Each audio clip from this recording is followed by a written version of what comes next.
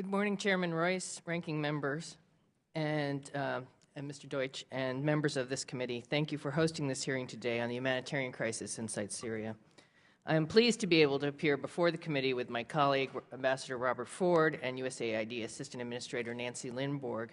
Our offices work closely together to provide humanitarian aid to those affected by the violence in Syria. The 2-year anniversary of the Syria uprising coincides with another dark milestone. Over 1 million refugees have fled Syria. More troubling, half of that number arrived in the last 2 months. I would like to share with you the approach the Bureau for Population, Refugees, and Migration is taking to address the crisis and how that complements and reinforces what USAID does. In my written testimony, I describe how the refugee crisis is affecting the neighboring countries, and I won't go into those details here, but invite questions from you on the very different situations we have seen in Jordan, Lebanon, Turkey, and Iraq. Let me just say that we recognize the huge strain that the influx of refugees is currently placing on host countries. It is essential that neighboring countries continue to keep their borders open for those refugees fleeing violence in Syria. In every meeting with officials from these countries, we thank them for allowing refugees to cross and discuss ways to help them uphold humanitarian principles while protecting their own security and preventing a spillover of violence. The Bureau of Population, Refugees, and Migration works closely with our colleagues at USAID, and together we lead the U.S. government's humanitarian response. Nancy Lindborg and I have traveled often to the region, traveled together twice, and on our most recent trip, we're also joined by Ambassador Ford in Turkey prior to our participation at the January Kuwait Donors Conference. The State Department is helping to get as much humanitarian aid as possible to Syria's conflict victims. We are providing funding to the United Nations, the International Committee of the Red Cross, and non-governmental organizations. These aid agencies bring technical expertise and operational capacity to respond to a crisis as large-scale as this. Of the nearly $385 million provided thus far, the State Department's contribution total nearly $185 million and meet basic humanitarian needs such as shelter, water, and health, both inside Syria and in host countries. The delivery of assistance is often undertaken at great personal risk.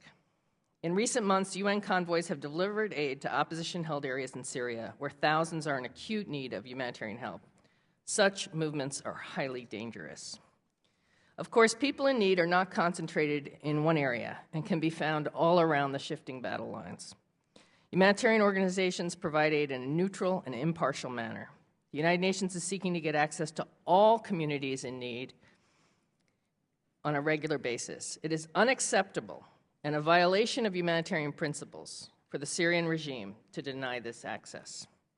I should mention that the fighting has also endangered the lives of Palestinians and Iraqi refugees who live in Syria. They, too, are caught up in this crisis and have been displaced or have fled the country. I regret to tell you that even as the crisis explodes, the international community is facing a resource problem. The UN's Regional Response Plan has thus far received only 21% of the funds it needs to operate for the first half of 2013. Other donors must quickly provide the funds that agencies need to keep life-saving operations going.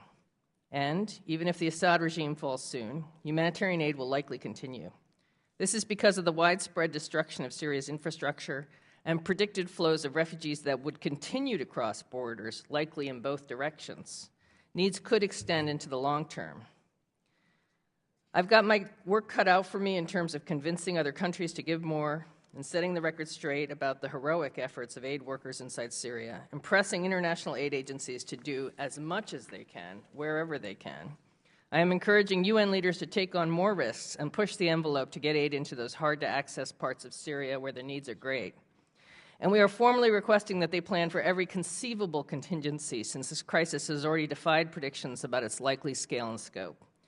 We are asking neighboring countries to keep their borders open despite political tensions and economic burdens within their own countries, to work with us to ensure international aid reaches the Syrians, and to help us uphold international standards in order to protect and aid refugees.